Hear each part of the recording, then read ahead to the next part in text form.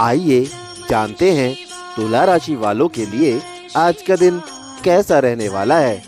आज का दिन आपके लिए शुरुआत में सकारात्मक रहेगा। आर्थिक स्थिति मजबूत होगी और आसपास का माहौल भी खुशनुमा बना रहेगा। परिवार में चल रहा मनमुटाव खत्म होगा। काम की गति तेज रहेगी और आप समय पर जिम्मेदारियां पूरी करने का प्रयास करेंगे। और ज्ञान ने कहा, मैं विद्यालय में मिलूंगा। धन ने कहा, मैं अमीरों के घर पर मिलूंगा। विश्वास चुप था। धन और ज्ञान ने चुप होने की वजह पूछी।